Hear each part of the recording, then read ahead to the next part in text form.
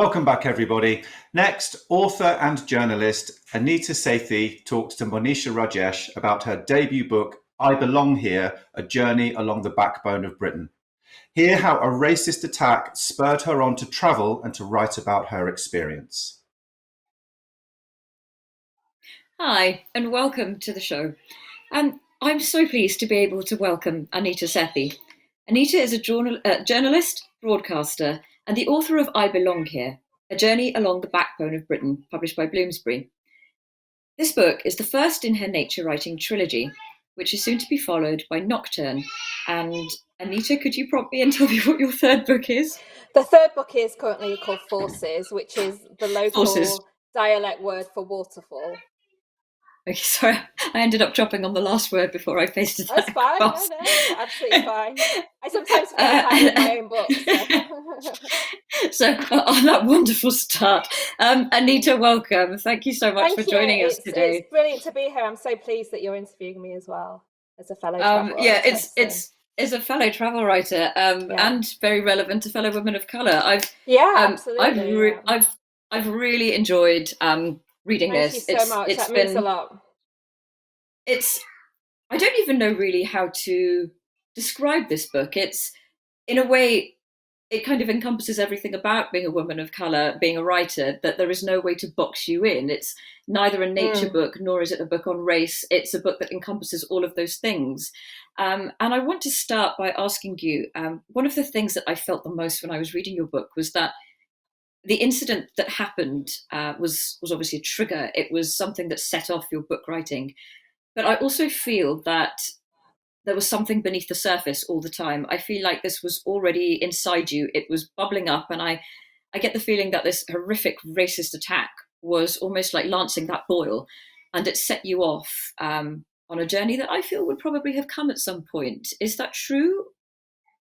Thank you. It's a really interesting question, and it probably wouldn't have been in this particular form, but for sure, I've always, I wanted to be a writer since I can remember. Like, it's been an ambition of mine since childhood, and I've also always loved journeying and traveling. But this, as you say, it was this incident that finally gave me the courage to put my story down in book form, and I think. For me, I wanted to be, I've loved writing so much, but I've always felt like I've always been held back in a way. There's been like a fear there. And that's because, I've been made to feel as if my story doesn't belong in a book. There's been so much societally that's held me back. And so the title of the book, I Belong Here, is something that I am saying, obviously, as an answer to the man on the train who suggested I didn't belong here. It's also something nature's saying, because as we'll talk about later, like nature really helped me to heal throughout the journey. But it's also something that the book's saying as well. It's saying, I belong here. So absolutely, it gave me the courage to finally say, I belong here. That's not to say I belong here as a book as well. The book belongs here. That's not to say that I didn't want to write and have that burning ambition to write and to also journey through the world for many years before. But I think something triggers you to finally say enough is enough. And the book is structured around the body, so mouth, skin, lifeblood, backbone, feet, and the first section is mouth, and that's about speaking up. So, and then I talk about being a child and like being like encased in silence and having a lot going on inside, as you say, all this like internal world of emotions. But there's something, this particular incident, was the impetus to finally speak up and say, I belong here, and then to put my story down in book form and say, my story belongs in book form as much as a white person's story, because for far too long, people of colour and marginalised people have been made to feel as if our stories don't belong in books as well.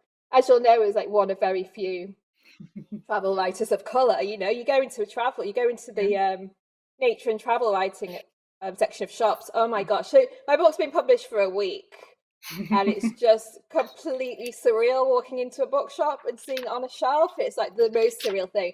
I have to say, it's been absolutely terrifying. Like the months before was incredibly anxious time but it has been for me as a debut author. It's like, because it's quite a personal book as well, and it's like wearing my heart on my sleeve. what made it feel real was actually finally walking into a bookshop and seeing it on the shelf. But you realize how few books there are out there by in the nature and travel section by people who are not white. So if you're growing up in a culture like that, it's going to make you feel inhibited. Like, how are you going to get the confidence and the courage to say, I belong here as a person, but also my story belongs in a book on the bookshelf? So it was this incident, and also because the incident that happened on the train when, in brief, a man racially abused me. I won't repeat the words he said because they aren't very nice and it's daytime. But he also told me to go back to where I'm from, and I'm from the north. I was like born in the UK.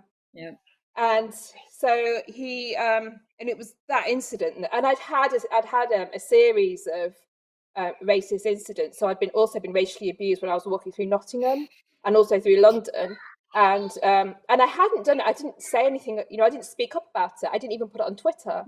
And so I was like, finally, I just had enough, and it would just trigger me to finally speak up and say, enough is enough. Like, I belong here. So now, as you say, it was that sense of boiling up. Yeah, that sense of internal tension. And yeah. Now you actually just mentioned something which led me on quite nicely to my next question. What happened to you? You were able to grab a little section of that and you tweeted it, and I guess just forgot about it afterwards, and then found later that this had gone viral and that you'd had thousands of messages of support, and obviously the trolls in between who wanted to say something back to you of the same ilk. But do you think that social media has given people that strength now to be able to speak up when they finally realize that there are other people out there who look like them, who sound like them, who have exactly the same thought processes about feeling silenced? But now that we're also aware of who they are and that they're there and we're not alone, we're able to now get that strength to do what we've always wanted to do. Do you think without social media, without that tweet going viral, that you would have done the book? I think it can be quite a paradoxical thing, like a double-edged sword. So I did tweet it, and it's a very primal thing, like the urge to communicate. That's what really drove me to write the book, because after doing it, I wasn't really looking at Twitter when I was doing it. I wasn't really looking at the comments. I was literally in the moment. And then straight after, I went straight to the police station and I gave my statement. And I had to give two statements. I gave one at the Darlington train station platform and then in the police station in Newcastle. I wasn't really looking at social media. And then partly it was giving those statements gave me like that sense of the very, very primal nature of communication. Absolutely, I do think social media can be it's very, very democratizing, isn't it? And very much so. And also, we've seen in the past couple of years that if these things weren't recorded, if there wasn't evidence, people of color are subjected to being gaslighted.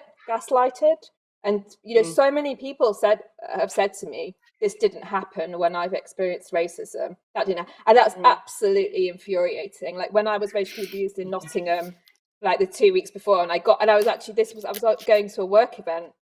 I was going to an event in a bookshop, and my fellow panelists said to me, and I said what had happened, and they said, "Are you sure?" And it was just so infuriating. So that's what prompted me to record what had happened first. So I switched on my audio, and and I had video of him, and then I had audio. I've got audio of him as well. And I think our stories are so often not believed that that's what prompted me to do it. It was, it was encouraging having support on social media, but I have to say as well, it can be a very, very toxic place. Yeah. There's a lot of racism there, and I felt it really, and it did really affect my mental health. The fact that when you speak out, I don't just get support. I get a whole, there's a whole stream of racist trolling. It happened when I spoke out about Prince Charles, who asked me where I was from. That and it's incredibly depressing. And I think and that's why I wanted to make a physical journey as well, because being immersed in place and just switching off the phone for a bit it's just good for my mental health. So I do think it's a positive thing, and I think it's a bit. I was just going to say as well, like if there wasn't video evidence of a lot of horrific things.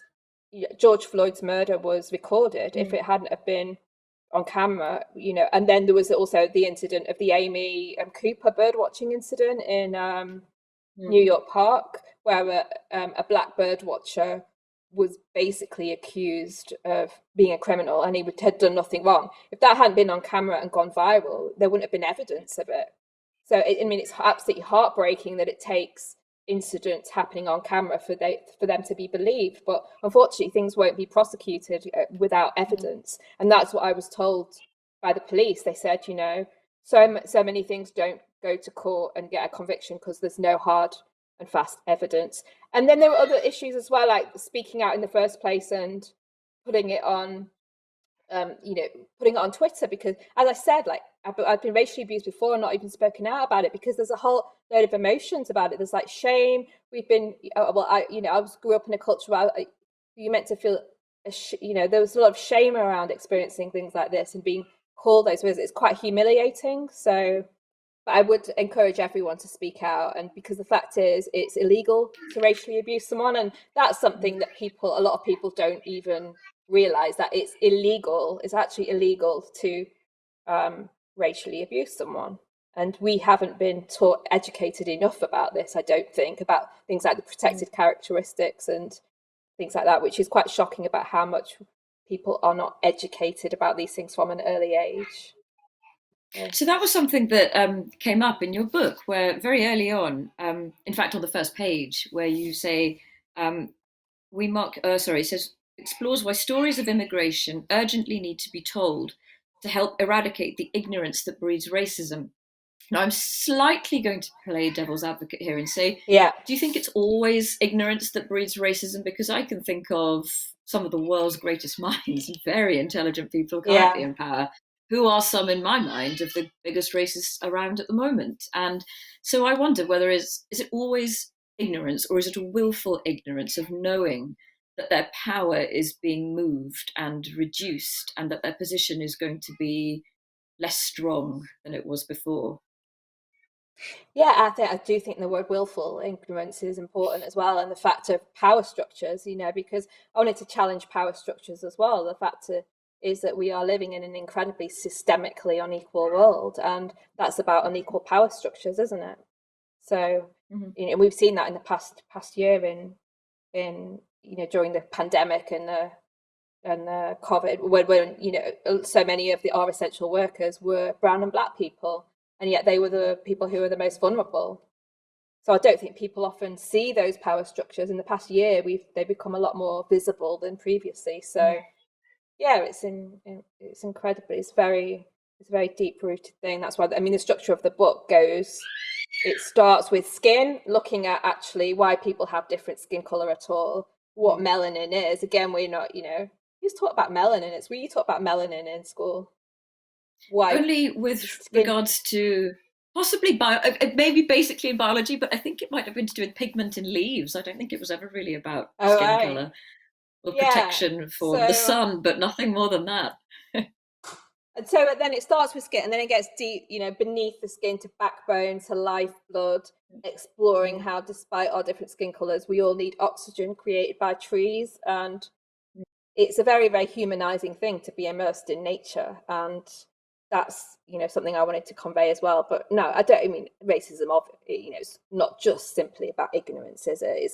It's about hate. It's about hate. This book starts off with a hate crime. The man hated me, and I could feel that very viscerally, Monisha, when he was on the train, when he just looked at me, just looking in his eyes. It was hateful, and it was a hate crime. It wasn't. These things aren't called ignorance crimes, are they? They're called hate crimes. Race hate crime, not race ignorance crime. Race hate crime. Hate so crimes, I do think, absolutely. I just think hate is hateful, and that hatred is such a toxic, poisonous thing. So I do, I have to call out ignorance in the book and talk about how education, we're not, I was taught more about Henry VIII, 8 wives, not 6 wives. How many wives? 6 wives. I fell asleep. I obviously fell asleep in that lesson, but I spent more time colouring in the costumes of Henry VIII's how many wives? Then 6. learning about women. Right. Look, Henry VIII, 6 wives, you're right. Henry VIII, 6 wives, yeah. Then I did learning about the history of immigration, which I just found absolutely ridiculous. But you're right, I don't think it's just about ignorance, it's about hatefulness. And I researched a lot about which isn't, I started researching a lot about the history of race hate crime, which is absolutely heartbreaking when you go into the history of all the people who've been murdered and lost their lives as a result of human hatred. That's why it starts with a hate crime, but I wanted to like advocate for, which sounds cheesy and corny, but I just want to advocate for human love as well, and the fact that if loving your neighbor means loving the air in their lungs. So if you love the air in their lungs, you have to love what makes the air in their lungs, and that's trees. That comes straight from Margaret Atwood, by the way. I've got to give her credit, because I was lucky enough to go bird watching with Margaret Atwood, which I tell everyone at every opportunity. Stop strangers on the street. By the way, did you know that I'll be on my gravestone? So yeah, she really deep out of everyone that I've spoken to about nature, because like you, I'm a journalist as well, so I've been on the other side of the fence with interviewing people. Out of everyone that I've interviewed, Margaret Atwood's deep in my understanding of nature, and she said that loving your neighbor means loving the air in their lungs. If you love the air in their lungs, you have to love what makes the air in their lungs. What makes the air in their lungs is nature, it's trees, and the fact that we breathe in oxygen, it's part of us. And I think that's an incredibly humanizing thing, and it just makes all our differences fall away when you realize that despite our different skin colors, we are fundamentally, our lifeblood is what is very uniting. But as you say, it's very difficult to escape those differences as well, because when we walk around the world and move around the world, I stick out like a sore brown thumb in all these spaces that are traditionally white spaces to inhabit. So it's difficult. It's quite paradoxical, isn't it? Because the book is like showing how my differences define how I move around in the world, but it's also a clarion call to respect everyone equally. So that's something I wanted to discuss with you as well, about sort of other books that are about nature or travel. And when I was growing up, I quite openly admit it now, I never read travel writing, simply because I couldn't see myself in any of those books. Absolutely. I could never relate to the idea of just hopping on a train and just turning up in any country and just, being expected to walk into a bar and be served, or just be served dinner, and not even think about how people might look at you or respond to you or speak to you or stare at you. And I was always just in awe of this, but also felt very much like someone who couldn't ever do that. And so when it comes to reading nature writing, specifically with your book, it's part of your writing. It's part of who you are, how people respond to you in nature. And so when you read other nature writing, does it ever strike you the fact that white, predominantly male writers can walk through this world and through this nature without really considering the fact that they have white skin as they go into this nature world, or how their skin might affect them, because it's just so rare. It's just something that doesn't happen. And how do you feel about that when you sort of read these books? And did you ever feel a case of, I'm so different from these people, and I don't have a space? Well, I think I can really relate to that. Growing up and longing to go on adventures around the world, and then you read books and it's all like the white boys having the adventures. There's Alice Adventures in Wonderland. She gets to like fall down a rabbit hole, and but Monisha and I, by the way, were united by trains, because obviously I had this fraught train journey, but Monisha's been on somewhat glamorous train journeys around the world. So not all.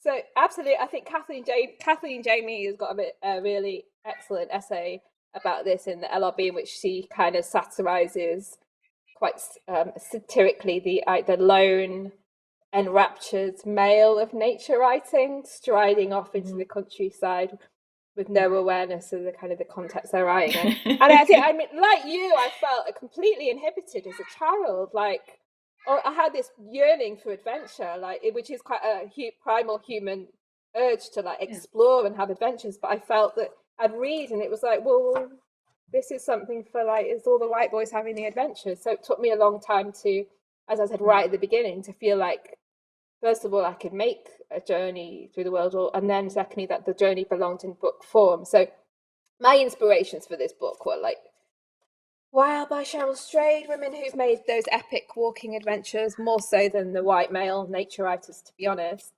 And my inspirations were like Tracks by Robin Davidson. She does an epic adventure. walking through the Australian outback. But as you say, there's very few. And like my inspiration really is Toni Morrison said, if there's a book you want to write and it hasn't been written yet, then you should write it. And that has been like my candle in the dark, Monisha, because when you feel like, you don't belong or don't have a place, you just have to say, well, I'm going to like make a place where. Make it. Yeah.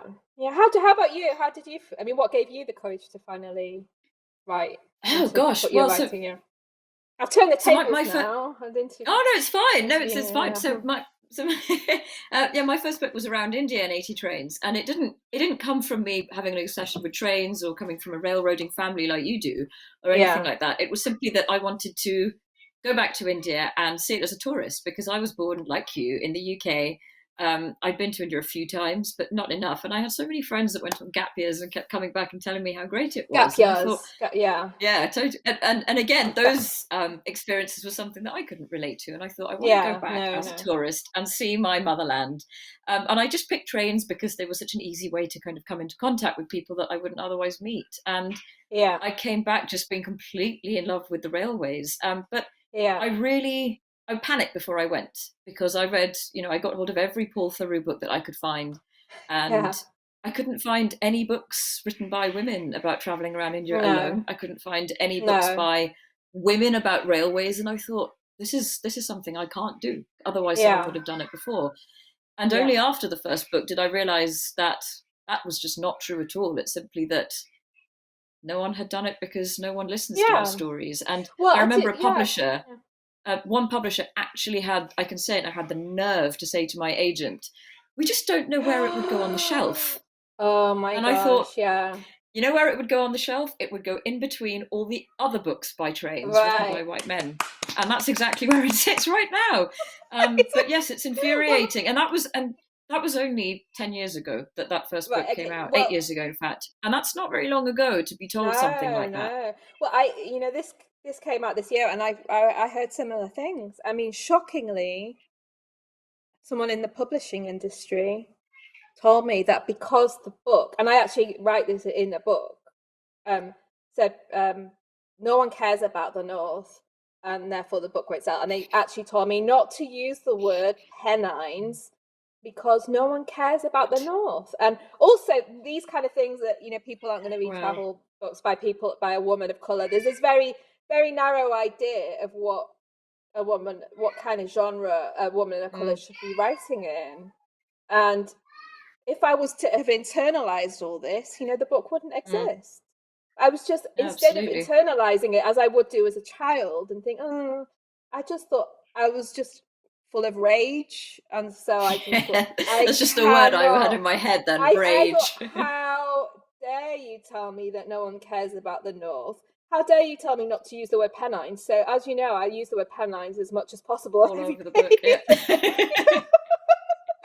I love the word Pennines. It's got pen in it. I love pens. It's got pine in it. I was pining for the Pennines. I've got a couple of questions, actually. Sorry, go on.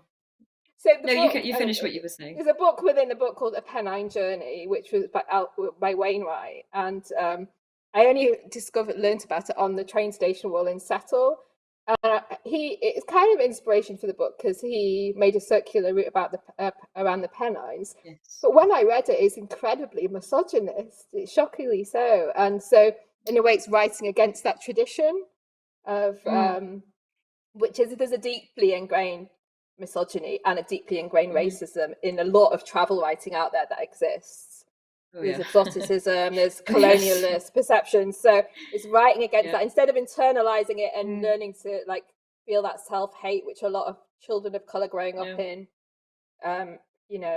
would feel. It's kind of writing against that, and as you say, detoxifying all of that and saying, no, I belong here, and I have as much right to be here, and I'm as good a person as a white person. So. As good as, if not better sometimes. And that's something you've got to remember. No, it's true. We've got a couple of questions already, which is great. Yeah. We've got one from Martha Moore.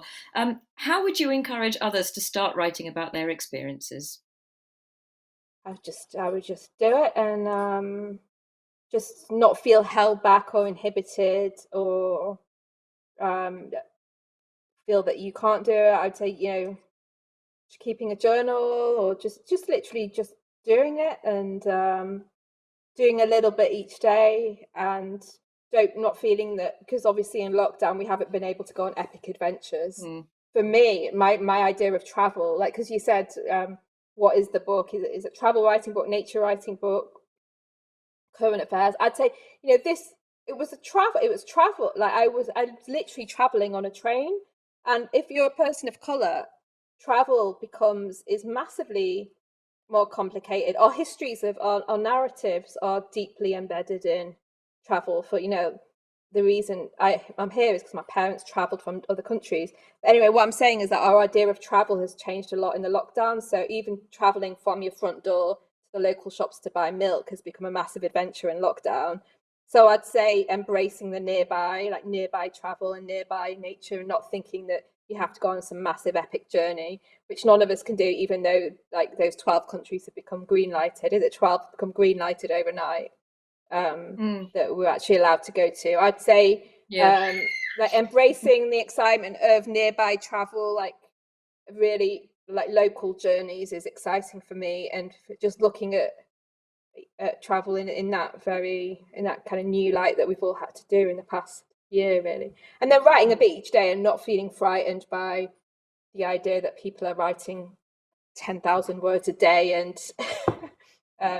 you're not. I'd say even doing a little bit, and just keep doing it, and then that develops your own voice. And like I say, when I do workshops, that everyone has got like a unique thumbprint, and it's the same with like your writing voice. No one has got a voice quite like you, and like honing that and developing it and realizing that you've got something to say that no one else has got to say is really good for building up the confidence and believing that your voice belongs here as well. Yeah, definitely. So when I was reading your book, even from the first page, as you said yourself, you used the word viscerally, you can really feel everything about where you are, the softness of the grass, the way it rubs against your legs, about the feeling of the air in your lungs. And I feel that's a very feminine way of writing, in the best way, because when I do read a lot of other sort of male nature writing, I never feel that sense, that sensory exploration in the same way. Thank you. And you can really, but you can feel it healing. You can feel the healing process of the torment that you went through. And I'm going to mention the other element of your book was that one of your dear friends passed away. Thank you for mentioning compounded, that. When Sophie passed away, that compounded that sort of feeling of torment and the need to find healing. And those two narratives sort of come across really well with needing to find nature. Now, can you sort of summarize? I know you've done an entire book about it, but can you summarize what it is about that walking through the Pennines and the Pennines that help you heal? Yeah, thank you. Thank you for mentioning that, because this book is a journey through grief as well. It's about bereavement, and my friend Sophie died very suddenly the same summer that I was racially abused, and at her funeral, an Emily Dickinson poem was read: "If your nerve deny you, go above your nerve." And Sophie and I would talk about journeying and just like feeling the fear and doing it anyway, and so that was powering me on as well, just to, if your nerve deny you, go above your nerve. And it was a journey through grief and through bereavement. And to answer I'm so glad you picked up on those physical details, because for so much of my life I felt what is termed a sense of derealization. So this is a sense of like disembodiment, and that's what anxiety and depression can make you feel, as if I've not felt as if I'm fully inhabiting myself. And I felt like that since childhood. I feel that I've been made to feel like that since, like, being culturally conditioned to think that brown skin, like as a child, that brown skin doesn't belong here quite as much. I felt, I've had this kind of sense of being not fully inhabiting myself for so long. Experience emotions like grief, anxiety, all of those can exacerbate that sense of not fully inhabiting yourself. So walking and walking through nature is a very re-inhabiting thing. It makes you literally feel like you're re-inhabit yourself physically, re-inhabit your body, and that's a healing thing because the book is as well, it's saying I belong here in my own body as a brown-skinned woman.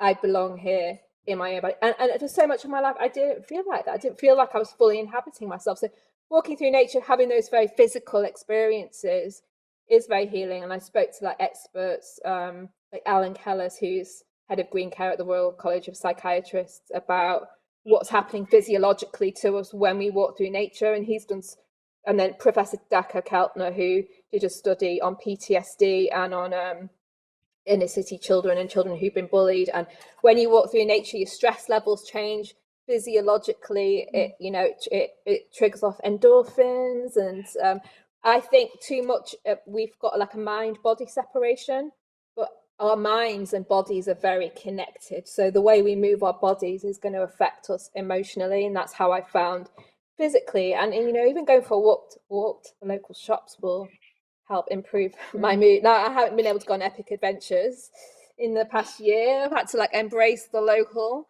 It does help because physiologically it gives me a boost, because I still suffer, I still have anxiety, and I have to remember to do it, because if you keep going for walks and have this like a recurring nature cure, because this idea of a nature cure that suddenly you're going to be cured and be healed forever, but actually for me it's more nature care, because I have to keep doing it. So I have to keep going for my daily walks for the sake of my own mental health. And so it was learning for me. It was learning about how the mind and body are connected, and the journey was to re-inhabit myself and say I belong here in my own body in the present moment. And here is also about the now, the here and now, because with anxiety and grief and bereavement, it makes you not feel fully present in the moment. I'm living not quite now, so I belong here is like about inhabiting the present moment and being fully present and not worrying about what I didn't do, what I didn't say, what I didn't do, what's going to happen tomorrow, all of that. So, and we've got a couple more questions as well coming in. One from Zoe Roden. I think it's Roden. What made you become interested in nature and travel in the first place, and how did you turn that love into a career? I'm just thinking about that lovely paragraph in the book about you and your mum going out into the. I was just thinking about that really as well. Thank you.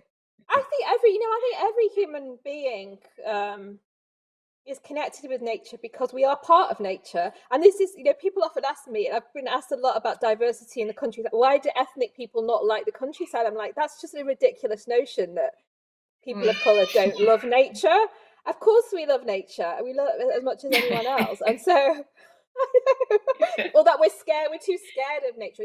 All these ridiculous notions. So when I did look back in my childhood, and I didn't get taken on country walks by my parents and things like that, like as you say, like a traditional nature writer's background. But then I did look back in my childhood and think, well, no, I did love nature as a child, even if it was like a daffodil planted in an inner city garden in Manchester. So my mum suffered from depression growing up as well, and then one day she started cultivating the garden around our house in Manchester, and I just really vividly remember being there when she planted bulbs, and then understanding that the bulbs would do something magical at some point, and I didn't know quite what. But then first seeing the daffodil, and brown kids can have a Wordsworthian experience of a daffodil as much as Wordsworth can. So we can feel that sense of wonder and magic and joy. And so when the bulb flourished, and I understood that, and then when the garden died and winter came, and then I understood that it would grow back, and that was a very hopeful and healing thing, that sense of regeneration, and that it will grow, the world will regenerate itself in that way. So and then for so long I didn't really have the courage to be professionalized as I believe my story belonged in a book. And as Monisha asked me right at the beginning, it was this incident that finally said, my story, I belong here in a book as well. And it was that very primal nature of communicating, putting my statement down in a police station. You realize how important human language is to get it down there. get it down in paper. Sorry. Yeah, no. Go on. I wanted to ask this to you personally. Your very first line, where the title is "Speaking Up," you start. It was broad daylight when I boarded the Trans-Pennine Express. And those first 4 words, "It was broad daylight," really struck me as a woman, where it's almost like you anticipated people not believing what had happened, or that you should have done something differently to avoid what happened to you. Almost like if it was at midnight and you'd been on this train, being racially abused would have maybe been your fault, or you shouldn't have been out on that train at midnight or in the dark. And it was really striking where you wrote, "It was broad daylight and this still happened to me." Yeah. Was there something about that? Can you tell me about why you chose that as your opening line? Apart from the fact that it's got Pennine in it. Yeah. So these things do happen in the middle of the day, and what you said, people have said that to me. It was incredibly triggering and incredibly enraging. Someone said to me, "What did you do to him?" And I didn't do anything to him. He shouldn't have been people, and I got gaslit so much. Okay, yeah, I got support on the train. Some people supported me on Twitter, but I have also got incredibly gaslit. And gaslight, the idea that I was somehow at fault or I deserved it. I deserved it, and these things do happen these incidents happen in broad daylight. They happen when you're making a journey. I mean, I was making a journey. I was traveling. And these things happen when you're making a journey. I was traveling for work. I was just making a normal journey in the middle of the day. These things happen in the middle of the day. They happen in workplaces. They happen in offices. They'll happen in schools. They'll happen in all different settings. And it's to be alert. And for also, I wanted to, for other people, for witnesses, to be alert to that and to speak up when they see these things happening as well. My next book's all about Darkner, is about that, things that happen and that go bump in the night, but bad things happen in broad daylight as well, and these, and I just, it just struck me that it was like a gorgeous day, and the kind of day that you feel that nothing bad could possibly happen, and it did. And unfortunately, the incidents like this do happen in broad daylight to people as well.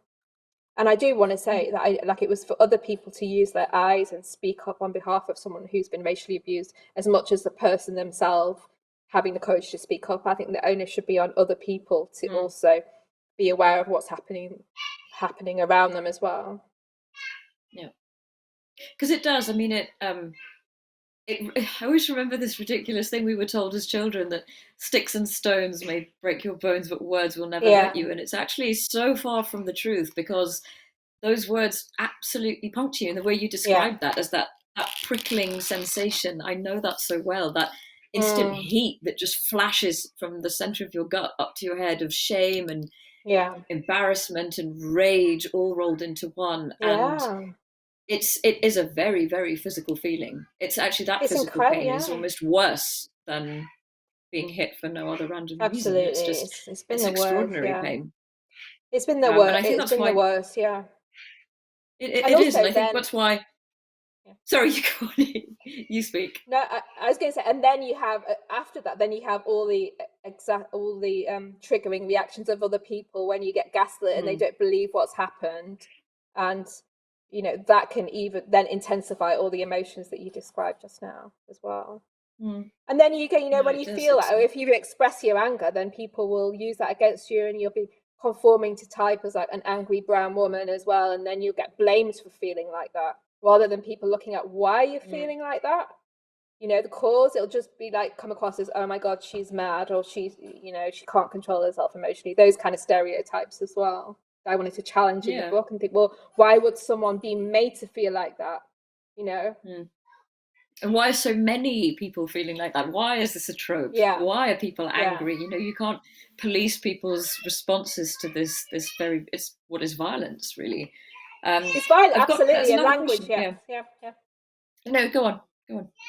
Yeah, language can be a form of violence, and And verbal, it is verbal violence, really verbal violence, and it will hurt your mind. And I wanted to show in the book how our minds can become hurt just as our bodies can. And just because you can't see scars and wounds that are left in your mind or your spirit or heart, whatever, doesn't mean they're not very real. That's what I wanted to share. Yeah. This is so frustrating. We only have about 5 minutes left. That's gone so fast. But can you tell me a little bit about your next couple of books, if you're able to?